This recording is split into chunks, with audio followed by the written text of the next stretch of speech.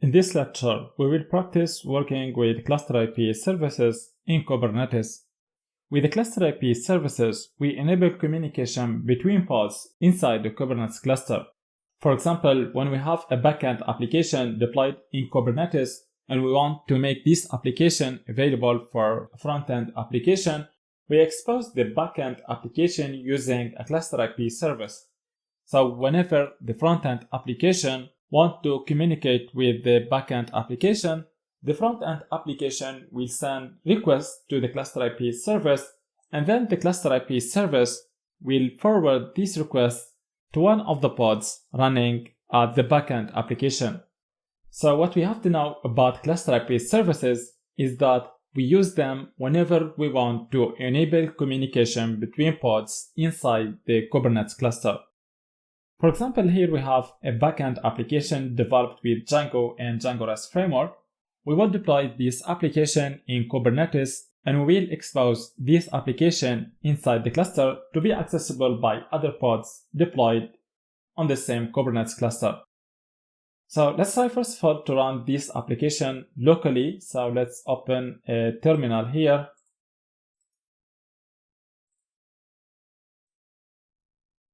So we run this application by executing python 3 manage.py run server.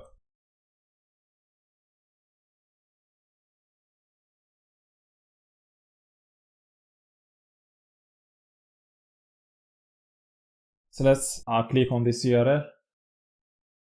So here is our application. If you go to /API/products, so here we get a list of products, okay?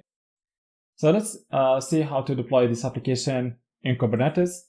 I have Dockerized this application using this Docker file. If we list here the Docker images that we have,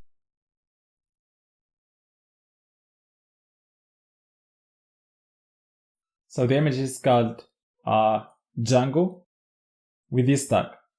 And I have pushed this Docker image to Docker Hub. Now we will deploy this application in Kubernetes and we will see how to expose it inside the cluster to be accessible by other pods. So here I will create a new file. I'm gonna call it Django deployment.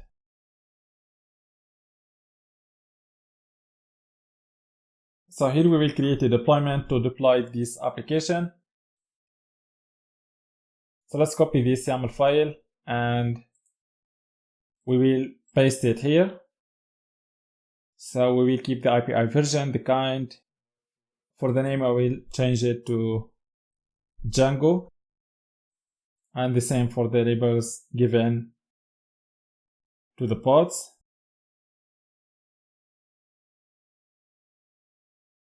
For the replica count, we will deploy only one pod. For the container, I will call it Django container.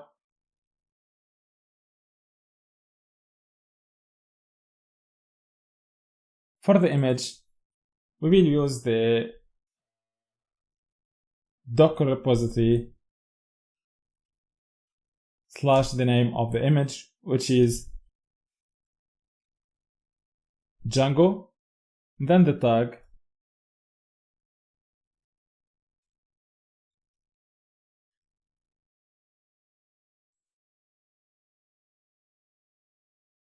which is this tag.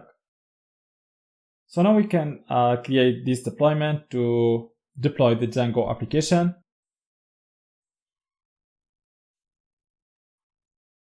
So here we have the YAML file. Let's execute kubectl create -f followed by the name of the YAML file, which is Django deployment.yaml. So now the Django deployment was created. We can list the pod using kubectl get pods.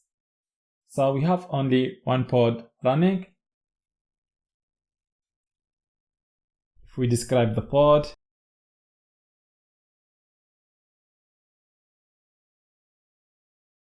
so here we find that the Docker image is the same as we specified here in the YAML file. Okay.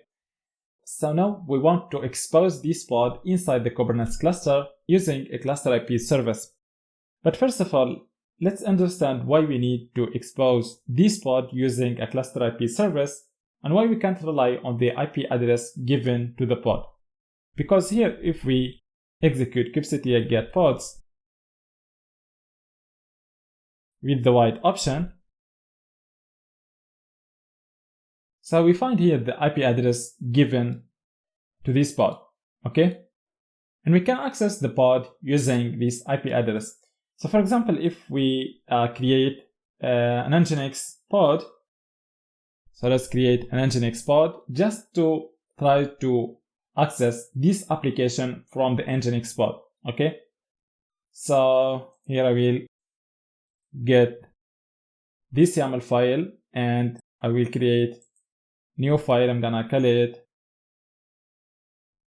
Nginx pod.yaml. Using this YAML file, we will create an Nginx pod.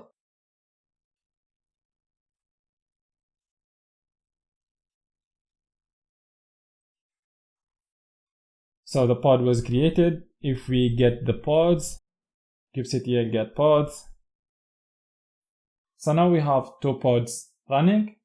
The Django pod created by the Django deployment and the Nginx pod that we have created by executing this command. Now we want to test if we can access the Django pod from the Nginx pod. For that, I will first of all use the dashboard of Kubernetes by executing minikube dashboard.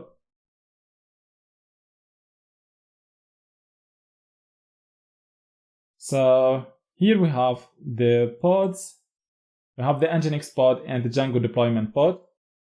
So here we will execute some commands in the Nginx pod, okay, to test if we can access the Django pod or not. So let's go here to exec. Let's test if we have curl. So curl is available in the Nginx pod. If you go back now to the terminal and get the IP of the Django pod, so kubectl get pods with the white option. So here is the IP of the Django pod, okay? Let's try if we can access the Django pod using this IP address. So here we will execute curl http. Then here we will use the IP address of the pod, which is 10.244.1.2. So 10.244.1.2. Then the port of the container, which is 8000/API/products. So we see here that we can access the Django pod from the Nginx pod by using the IP address given to this pod, okay? But the problem here is that if this pod fails for any reason, so if the Django pod fails, this IP address will change, okay? So Kubernetes will create a new pod because this pod is created using a deployment. So a new pod running the Django image will be created, but this IP address will change. So for example, if we delete the Django pod here,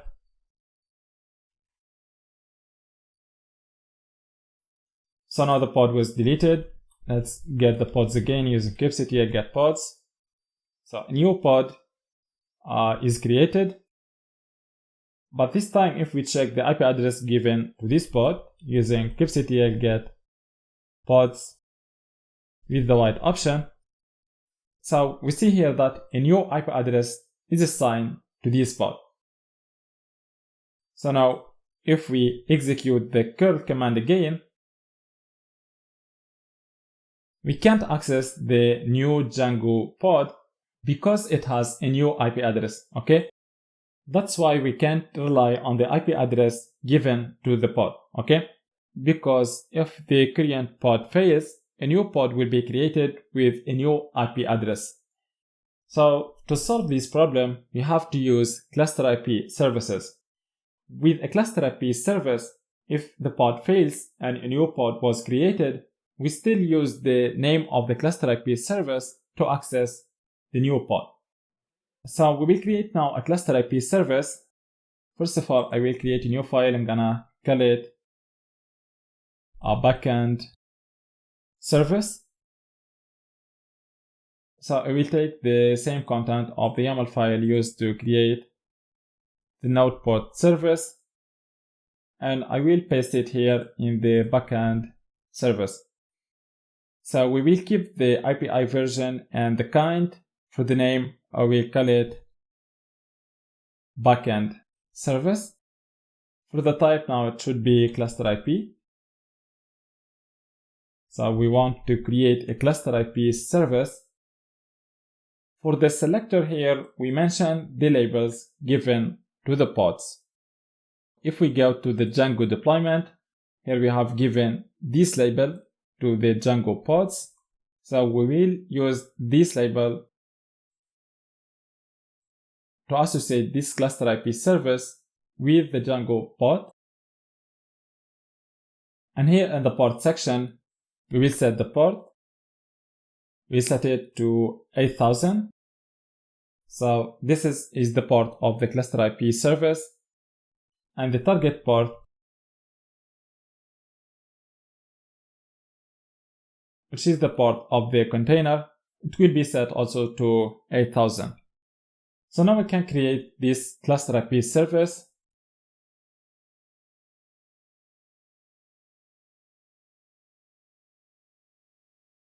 By executing kubectl create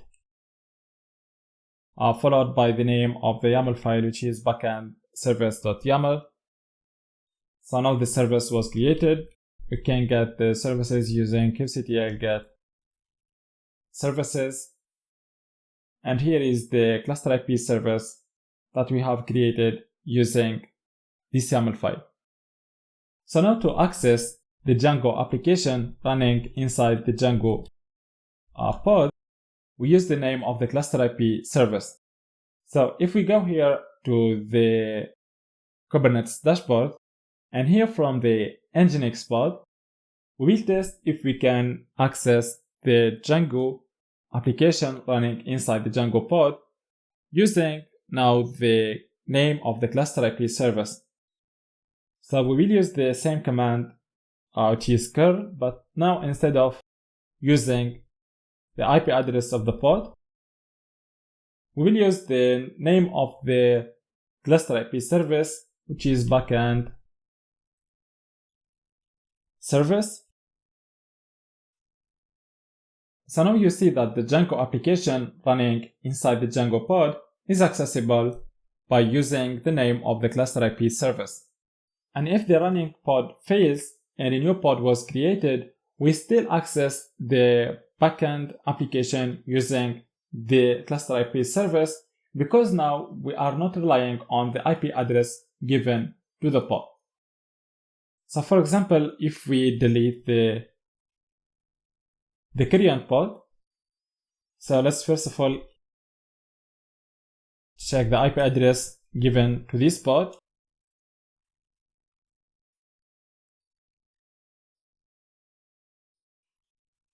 The IP address given to the Django pod is this one.